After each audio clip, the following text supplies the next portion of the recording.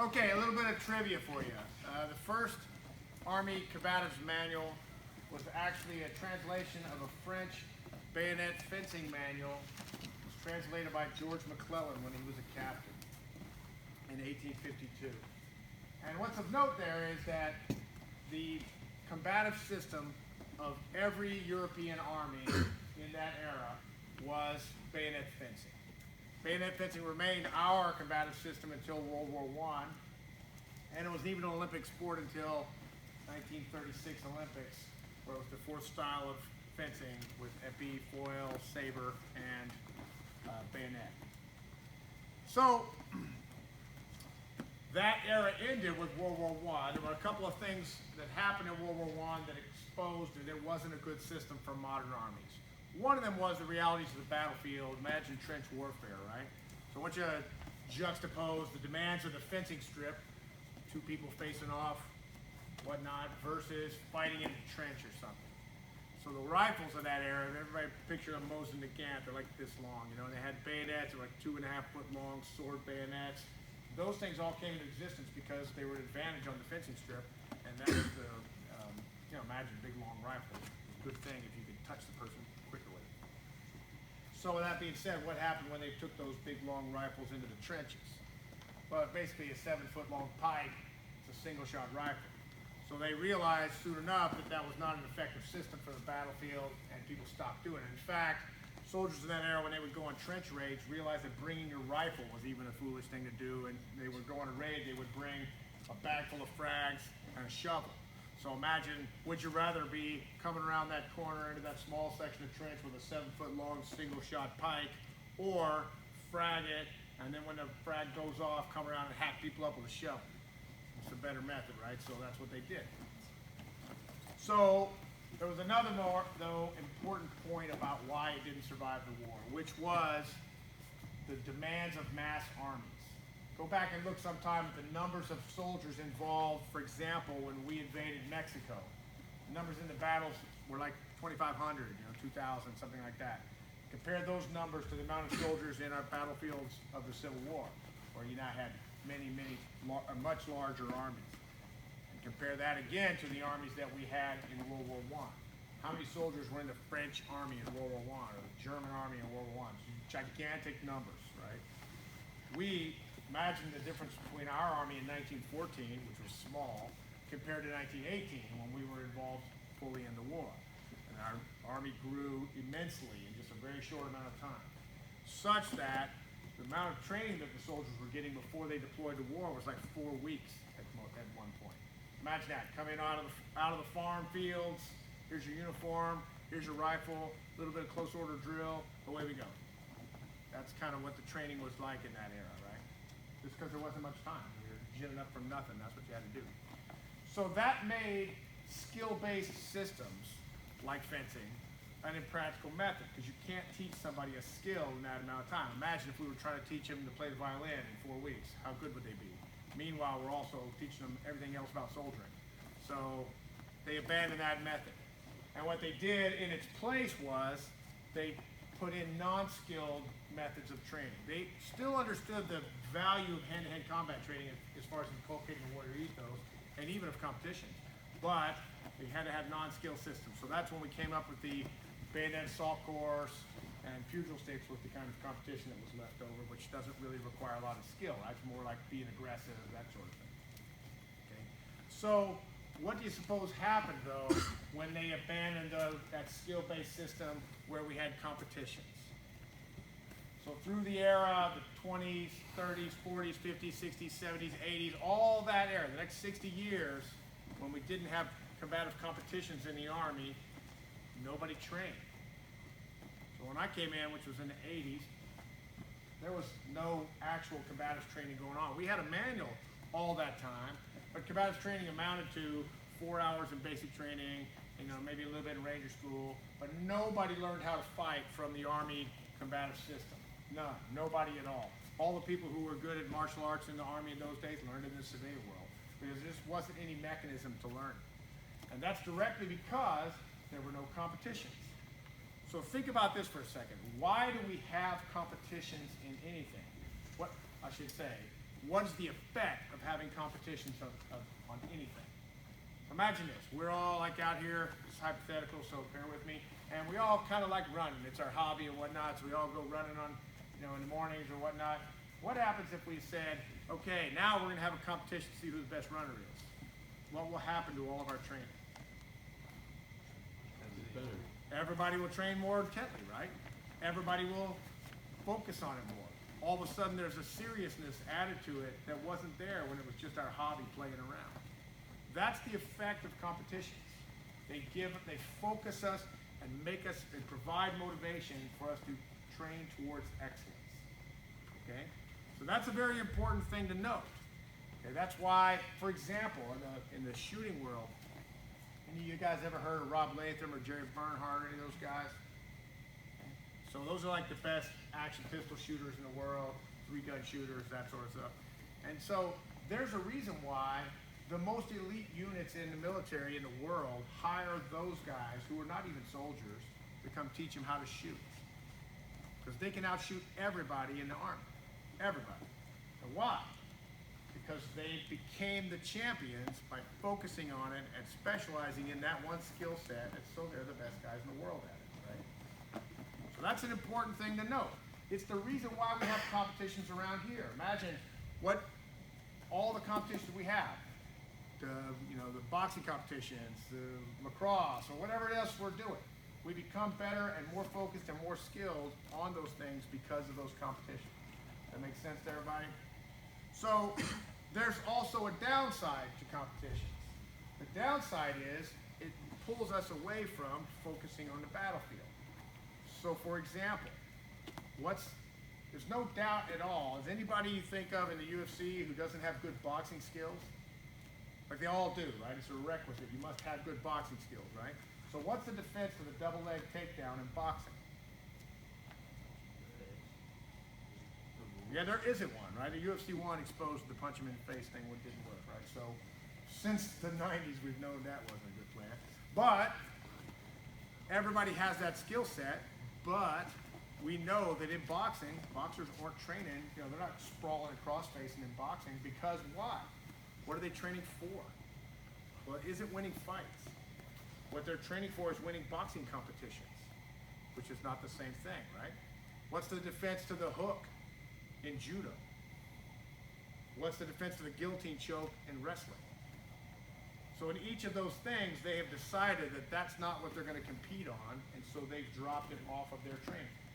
So it might be interesting to know, any of the guys who ever wrestled in the room, up until the 1936 Olympics, you could win freestyle wrestling in the Olympics by submission.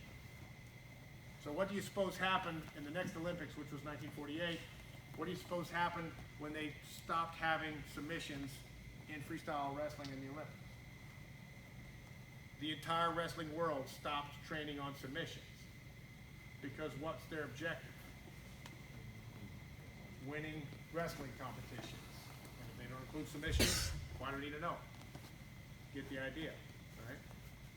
So that's an important thing to note. I'll tell you a little bit of a story to sort of illustrate the point. When we came back from the Panama invasion, it was apparent to the Ranger Regiment that we didn't really know very much about close quarters battle. And so we set out trying to figure out ways to learn about it. And I was fortunate enough to be one of the guys who went to Fort Bragg and trained with some of the guys up there who already knew quite a bit about CQB. And one of the things I learned was modern shooting, the stuff I was telling you about with Rob Latham, Jerry Bernhardt, and whatnot. So I came back to 1st Ranger Battalion and we started a club. Every Sunday night or every Sunday afternoon we would get together and have a competition. We called it the Sunday Night Slaughter. It was a lot of fun, right? So, and basically the way, if you're not know what I'm talking about, the way those competitions work is a simulated gunfight.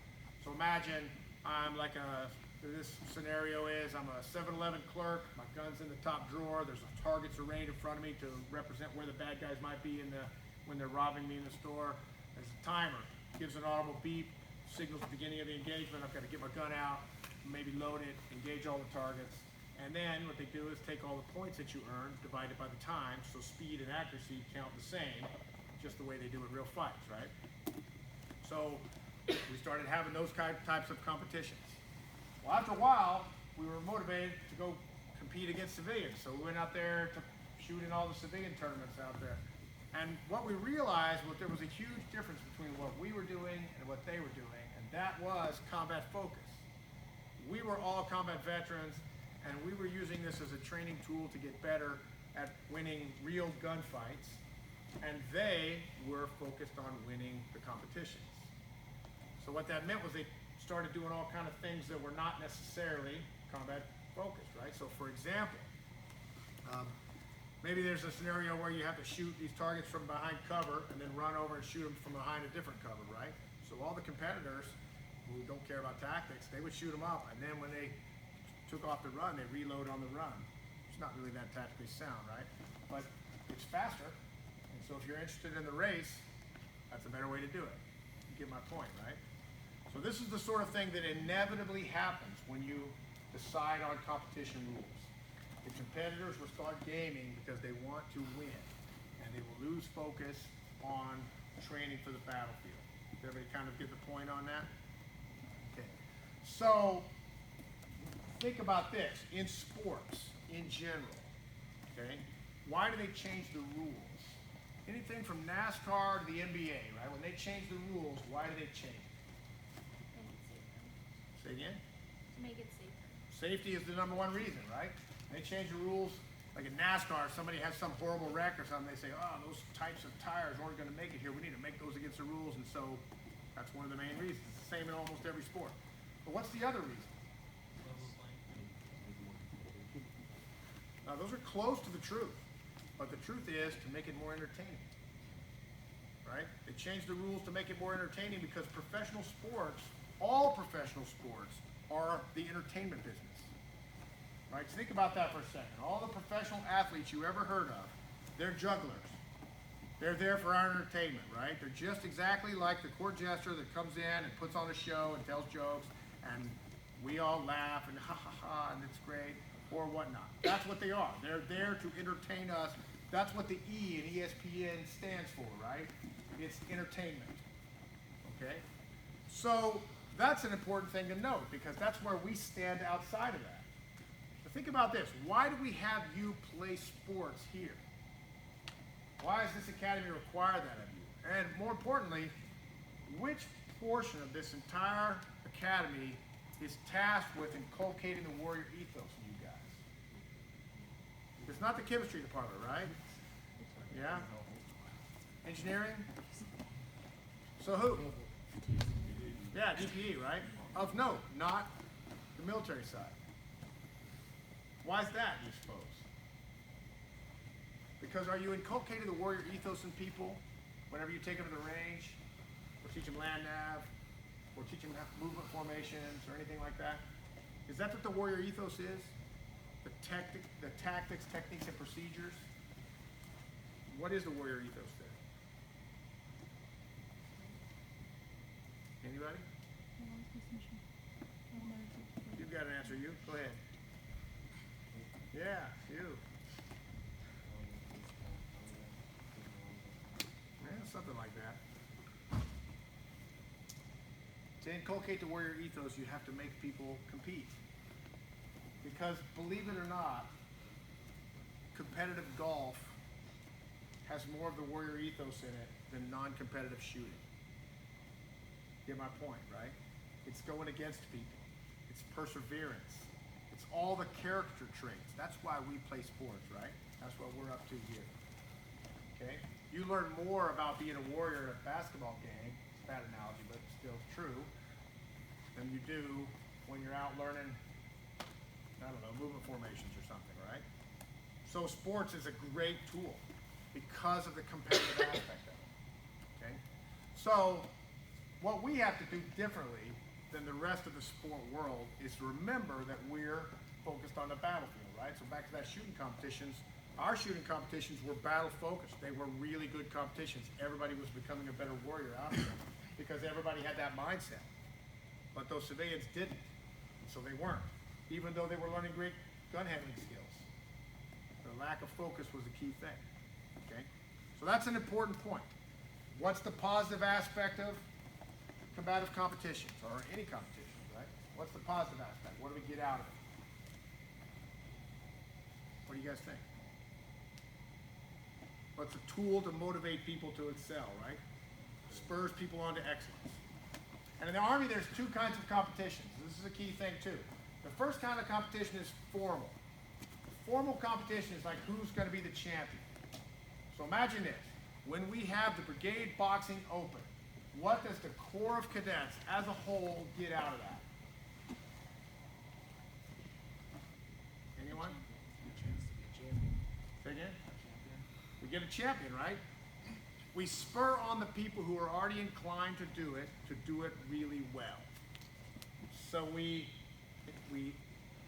motivate people to excellence. But who? How many? The people who are already pretty motivated to do that skill already, we're just giving them more of a reason to be better at it, right? So that's an important goal, and we should do that because that's what drives the tip of the spear, right? Makes the high end of training, right? But what does the rest of everybody get out of it? Well, mostly entertainment. So there's another type of competition, and that is informal competition. So what do I mean by informal competition? For example, when you guys are in here pummeling in the morning, right? That's an informal combatives competition. Every time you do it, A, you're getting better. B, everybody else is witnessing how good you are at it. So that's an important point, okay? So think about this. Think about your company right now, or your platoon or whatever. Who's the best runner in your unit? You probably know, right? In the Army, everybody knows because you run all the time. Okay, so who's the best shot in your unit? Well, the odds are you have no idea. And the odds are in the Army that you wouldn't have any idea either. Now, why is that? Well, here's why. Because we run collectively, right? Whole Army falls out tomorrow morning, you know, right face, forward march, double time, and off we go. And what happens about a mile in is that first person starts to fall back, right? And what do we all think of that person? We don't even have to say it because the whole Army thinks the same thing. Of note, don't be that person, right? That's not an option for you guys. You must be a good enough runner to run with your platoon, right? So that's why, because we do it collectively all together. And nobody wants to be that person who's fallen out because there's a threat of public humiliation associated with being a bad runner in the Army because we do it together, okay? There is also the promise of accolades. If another mile into that run, the leader says, all right, release. Everybody run back. What happens? The rabbits take off. And everybody wishes they were one of those rabbits. Maybe not enough to go out and do the running to be one of those rabbits, right? But they all wish they were a better runner because there is both the threat of public humiliation and the promise of public accolades because of running ability in the Army. Okay?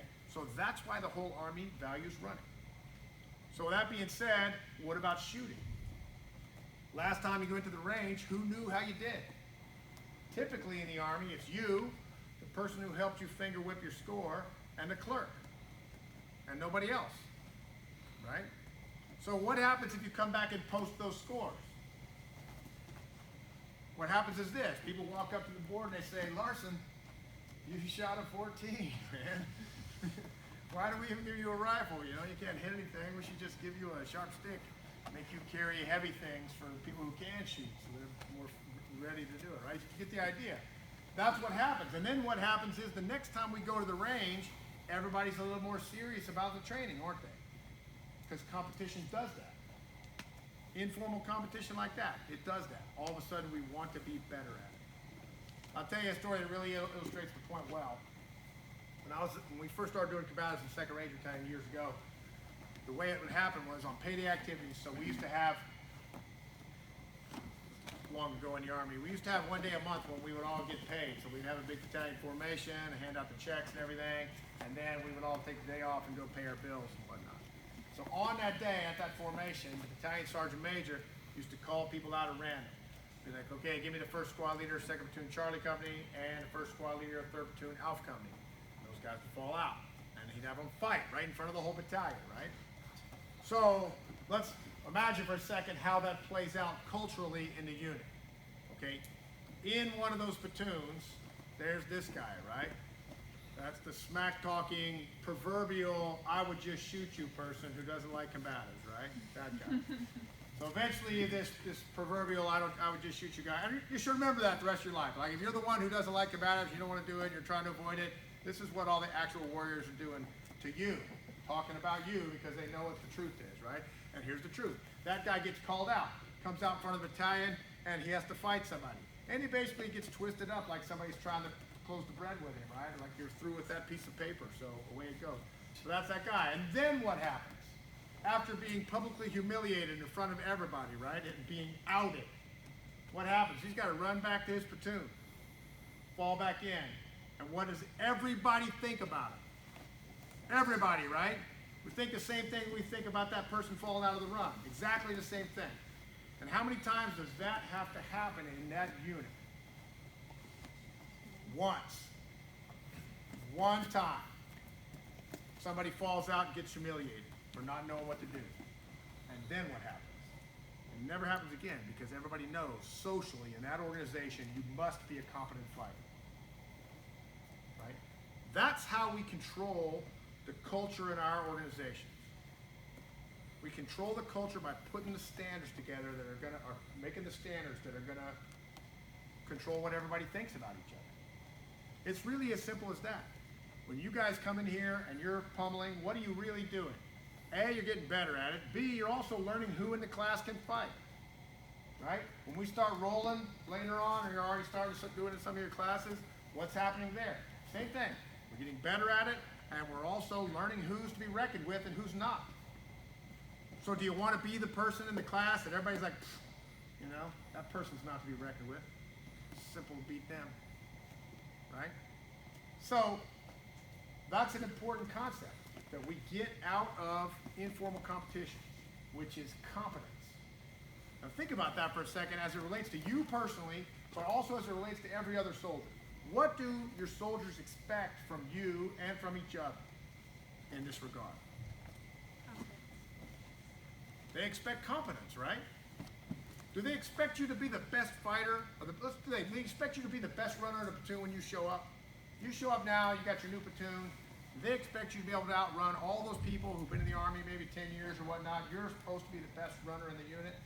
Is that accurate? Of course not. What do they expect of you? They expect you to be able to hang with them all the time, right? Be physically fit. You need to be competent. That doesn't change when you're a brigade commander, right? When you take out your brigade, you got 2,500 soldiers out on a run. You better not fall out of that run, right? You better come through the end of the run still looking like you're somebody to be reckoned with, okay? You have to do that as part of your leadership. You must, okay? So how about with fighting? What do they expect from you? Same thing. Right? Like the person who doesn't fall out and fight, everybody knows who that person is. That's the worst thing you can do. The person who falls out and fights and loses, what do they think? As long as they're competent, nobody thinks anything bad about it at all. As long as they're tough, like good on you. When we first started doing this stuff, our commander was a guy named John Castles. He was a small guy, weighed like 135 pounds. So every time we were scrapping, he would come out and get twisted up, right? So what do you think everybody in the company thought about him? Well, we all liked him. For sure, we thought he was a stud. Because the measure of who's a stud or not is not whether or not they can whip everybody, right? That's not what we're actually grading each other on, is it? We're grading each other on competence and toughness. We don't need to be the best hand-to-hand fighters in the world, but we darn sure need to be competent hand-to-hand fighters, and we need to be tough people, okay? So that's the standard. It's just like the run. It's just like shooting. You get out there and you're shooting with your platoon and you shoot a 14 on that range, man, you have blown it, right? They'll all know and they'll all be talking about you behind your back. You fall out of that run, you're over. That's it for you, right? Nobody's going to respect you the rest of your time as a platoon leader. You get out there and you don't know how to fight. Of course, hopefully nobody's going to leave this institution with that going on, right? Because we're demanding it of you. And why? And how?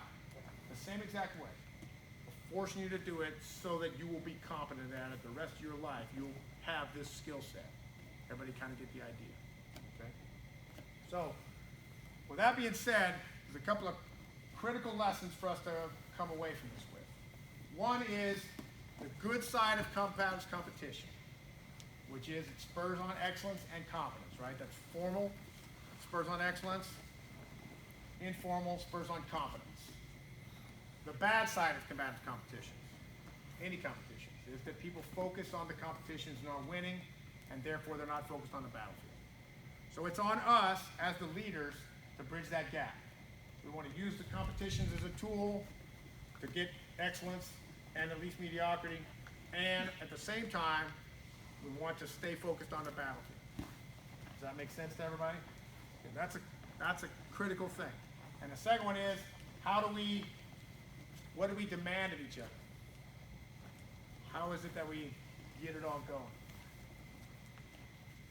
We demand competence of each other, right? I feel like I'm forgetting something. Okay, maybe not. Listen, when you come back, they're going to talk to you about what goes on in the midterms here in a second, but I want you to take these lessons with you on the midterms. Fight hard, man. I can tell you this, I've only been teaching here a year, but I've never seen anybody in any of these classes who would have been the person publicly humiliated. You know why? Because every one of you got training before we scrapped, right? Well, that's an important thing to note. You already know more than most people in the Army are going to know. Be bold. Get out there and scrap with them. It doesn't matter if you lose. Okay? Competitions are your key tool. How do we as leaders provide purpose, direction, and motivation to our soldiers to be warriors? Well, this is how. All right? Any questions of me? Okay, so if you have questions later about any of this, ask them of your cadre, because that way that you'll spur some knowledge in them that will make everybody else learn something. Okay, it's better to do that than to take them off the side and ask them to answer one person. You got to train all you guys, not just one. Okay, and your question is probably not a dumb question. So even if it is, ask it away, and it'll spur on some good answer. Okay, and we're here after this. We're going to talk about what's going on in the midterms. Okay, so if you're in that class, you can go ahead and go.